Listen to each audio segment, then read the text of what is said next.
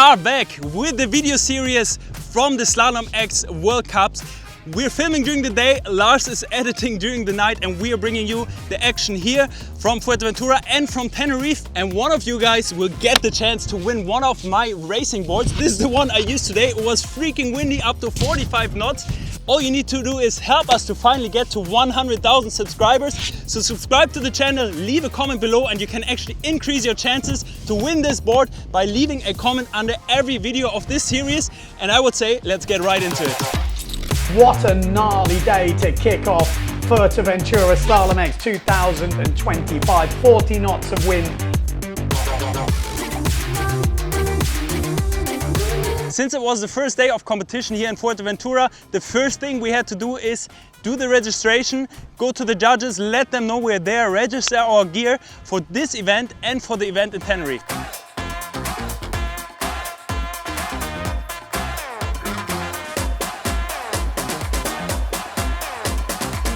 We gotta show the warrior, Femke. Show us your eye. Who have you been fighting with? Yeah, unluckily my gear and not a competitors yet. So that was the mast? Soon. Yeah, the mast. I made a stupid mistake during the jibe and then I hit the head on the mast. So. But you're okay? You can compete? I can compete, but these sunglasses will be my friend this week. So yeah, she looks scary. You don't want to mess with her in the jibe. Nice. Okay, all good with the registration? Yeah. Nice. Oh, the massive bottle. Jordi! It's gonna last you all day long. I've only been here for like 12 years or something. Can you hold it like this to the camera? This one also.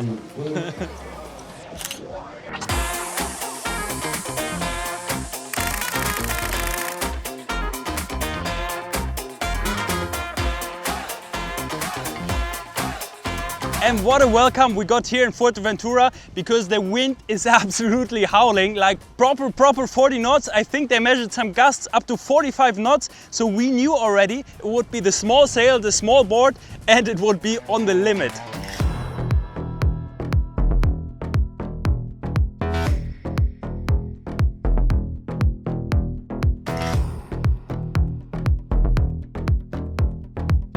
So it's going to be an exciting two events here in Fuerteventura and Tenerife. Obviously we have a couple of good guys up there in the mix, which are Matteo Iachino and Maciej Grudkowski, the guys I've been training with in the last videos. We have Pierre Mortefond, we have Tati Franz, we have Jordi Wong, SURFCENTER team rider, and then hopefully me somewhere in the mix there as well. And in the ladies, obviously we have Sarah Kita, who has been winning for I don't know how many times, so she's going to be one of the top contenders. We have Femke, SURFCENTER team rider as well.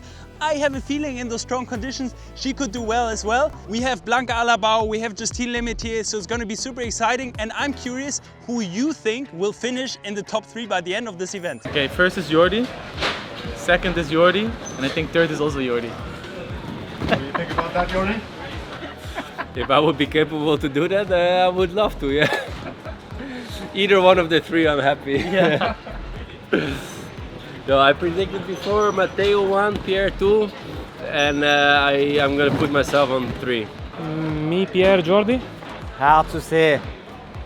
First place it will be Matteo or Pierre. Then in place number 3 there is like 4 or 5 guys who can go on the podium. Third Jordi, second Pierre, first myself. It's a good question. I haven't really thought about it, but just off the top of my head, I think Jordi's going to be top 3. I think it's his time to shine. He's got a baby coming, so he needs to do it now. And then I think it's hard to go anything past Iachino and Mortefond. In which order, I'm not sure, but I think that's the top 3. And we're going straight into the action. The guys measured 40 knots already outside, so I'm getting the 5.6 ready, and they also announced that they will have a sausage straight away, so an obstacle to jump in the first race. So super exciting. I think we're all hyped to go out.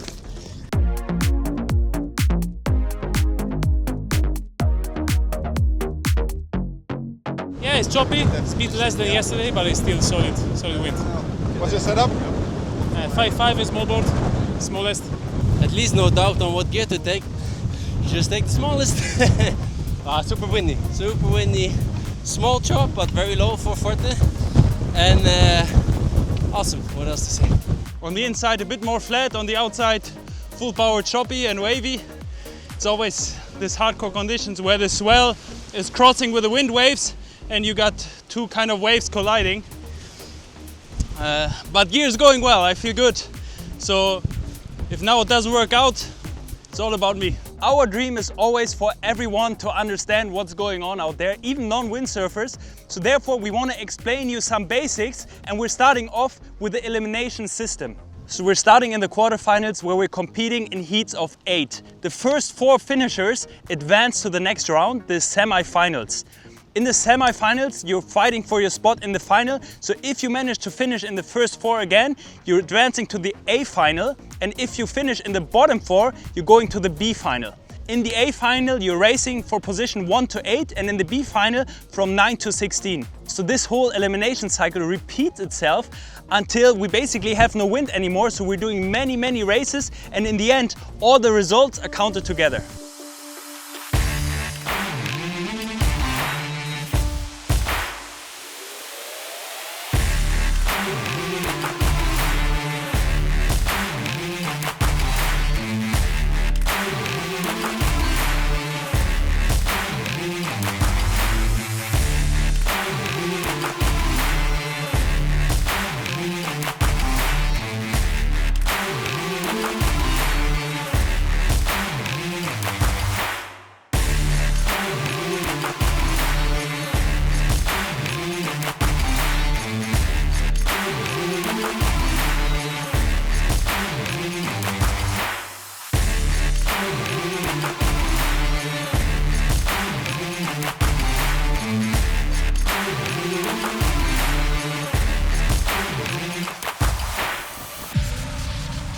This is just for the head, the few millimeters off.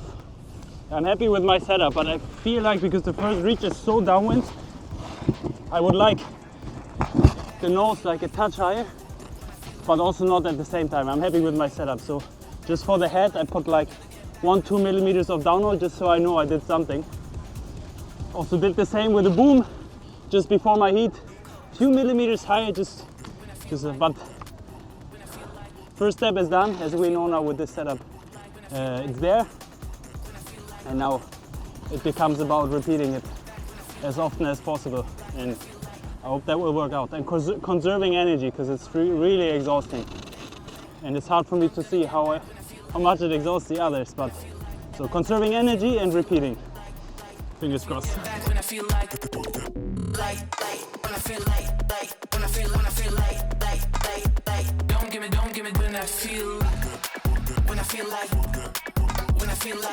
Quite the unfortunate start, because I had a so-called over early. When you go over the line early before the countdown strikes 0, you're out for the round basically. So now this was the semi-final, so I'm going now into the B final.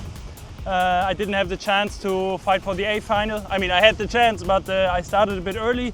Actually, on my watch I was pretty accurate, or at least on my ears, so therefore I think I did a synchronization error, because the start board gives us the time, the countdown. We got 4 minutes, and from 0 the line is open, and I was over maybe half a second, something like that. But on my ears it was actually correct. So we have to synchronize with the start board, and then I have to synchronize my headphones as well. So somewhere in between there it went wrong. Who are we looking out for here? Preen, I mean, he went over early in the semi-final, so he's one to watch. Jimmy TMA was looking good. Cedric Board, keep your eye on him. Preen in the middle, good start from the Neil Pride, good start from Lohan Jewel on that S2 Maui sail. Look at the speed, what a great shot from the drone. This is 40 knots and he's flying like Tom Cruise, Maverick style, right in the middle of the pack. But Nico Preen fighting out with Lohan Jewel here, right in the middle. There's hardly any board in the water, but it's Lohan Jewel that goes round in first from Guadeloupe. Second place is the German rider Nico Preen, who is going to fall. No, Lohan's over, but he spins out. Jimmy TMA goes through. Oh, and it's carnage. It's absolute carnage back there. Oh my life. He's up in first place and he's gone down on the jibe mark. Oh, slips into second place.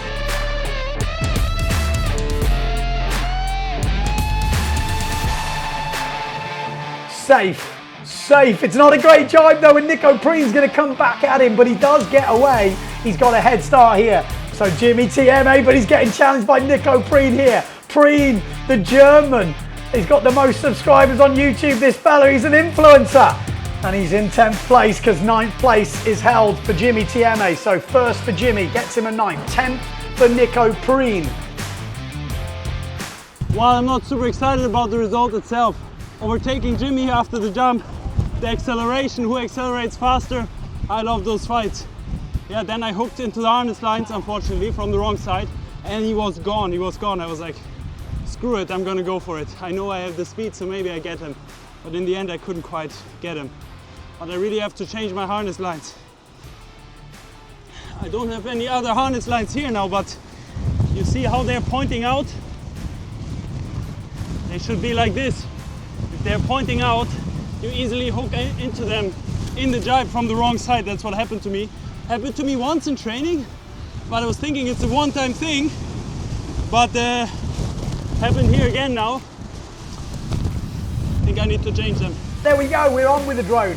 It's a great start. Look at Amato Vriestrike with an amazing start on that 0.7, but Jordi Von getting squeezed in between Maciek, Rakowski, and he goes in first place. Maciek, Rakowski, what a jibe on the inside from the Polish rider, and Amato Vriestrike as well. Tati Franz out of it. Maciek, Rakowski, who's going to slow down? Who's going to beast it? Maciek does not slow down.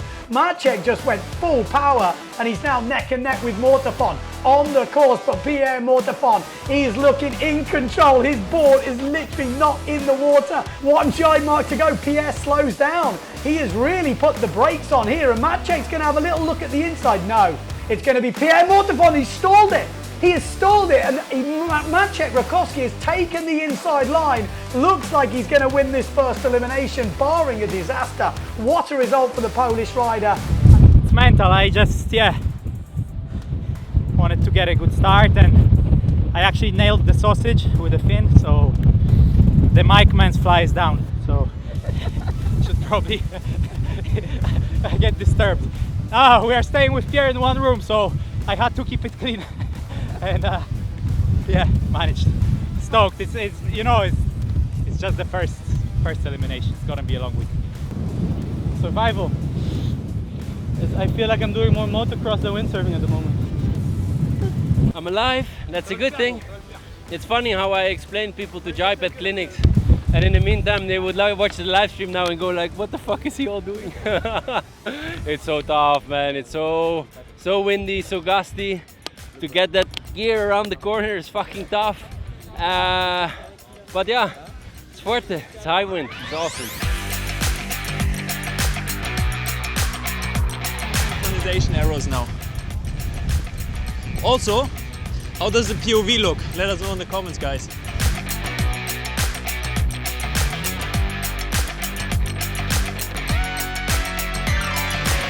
In the second elimination, we got a new feature for the Slalom X. So we don't only have the jump, we also have a so-called speed reach. So after the first mark, you're not jibing, you're bearing off, you're going full power downwind, which was actually really, really scary.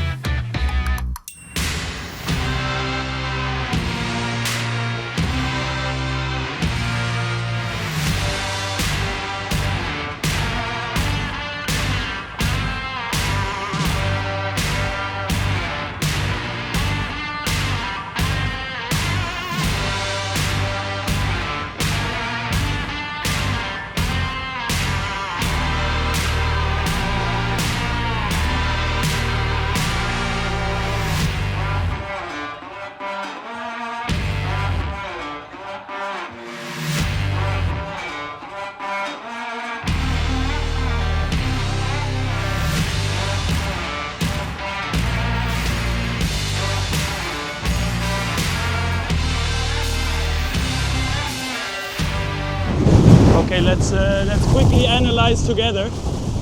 I'm not getting so well along with the speed reach yet. And I think the main reason is actually once you're behind people, like it's already a really difficult reach when you bear off and you get all the chop from the front, like you pass the chop from behind. It's already really hard to control, and you actually have to stand really far on the back leg to lift the nose over the chop. When you have people in front of you, it gets even more difficult because you get the bad winds from them, and it pushes the nose down.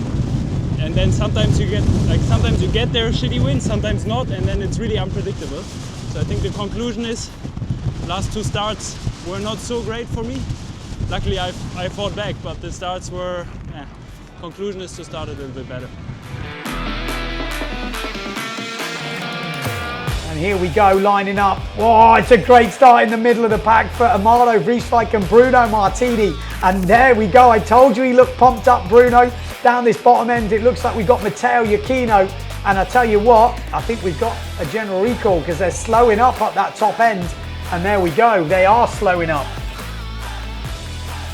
You win some, you lose some, they say. In the first elimination, it was me going over early, and in the second, in the A final, it was Amado Vrieswijk and Bruno Martini going over the line early, leaving us with only 6 people in the final. And it is a great start up that top end from the Neil Pride. So a great start from the Neil Pride, good start from Pierre Mortefon. As we come down this speed run, and the Frenchman is going to jibe in first. The boards are hardly in the water.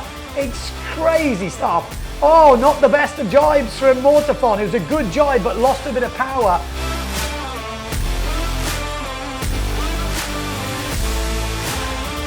And the guys, look at the jump in third place there. That thing was huge from Nico Breen. He absolutely boosted. Mortefon's going to get the inside line on this second jibe mark. Maciek Rakowski going inside. Oh, it's a nice jibe from Maciek. He's in the money here. Preen looking good in third place. I'm holding my breath here. Oh, there he goes. Pierre Mortefon jibes in first. Maciek Rakowski second. Looking good from Preen in third place. Oh, and he shuts the door on Matteo Iachino. Great jibe from Nico Preen there. And he makes it round the jibe nice and clean for Pierre Mortefon. Second place, Maciek Rakowski stays on the board. Third place, Nico Preen. Then we got Matteo Iachino, Benoit Mercer. Hey, it's super close back there. Pierre Mortefon, though, is going to win the second elimination here in Fuerteventura on the first day of competition. He will be now leading the event. Second place is Maciek Rakowski, and Nico Preen is having a proper battle here with Matteo Iachino. Iachino coming back strong, and Matteo Iachino is going to take the third spot. What a last reach from Matteo to steal third ahead of Nico Preen.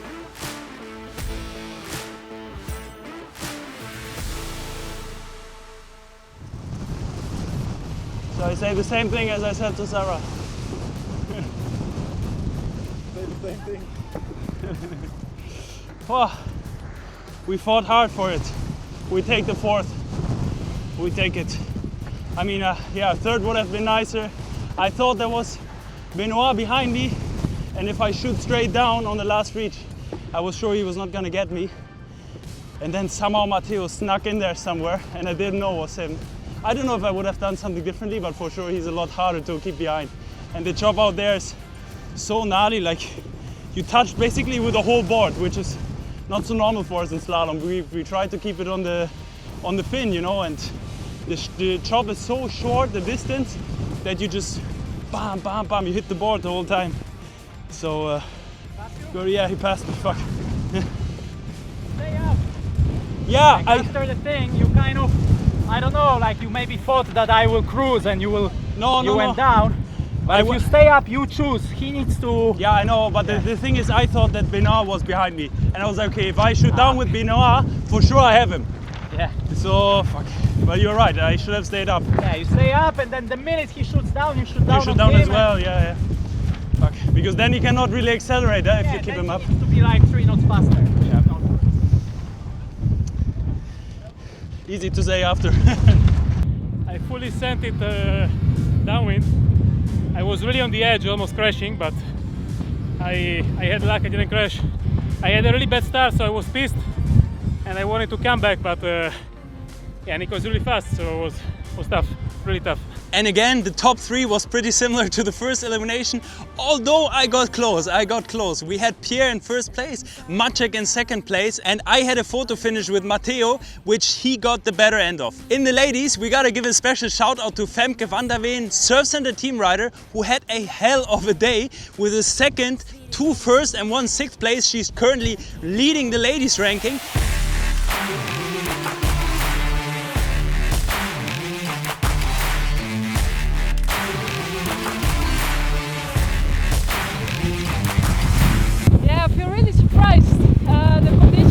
Super hard out there, so to be honest it's also really survival mode. The chop is really nasty, but gear feels super good. I'm on a 5.0 and I feel like I have some control at least on the first and the last reach, so it was really fun racing, and I'm a bit surprised that it went so well in the end. The event is still long, so pretty decent day for her. We have Sarah Kita Ofringa in second place right now and Justine Lemaitre in third.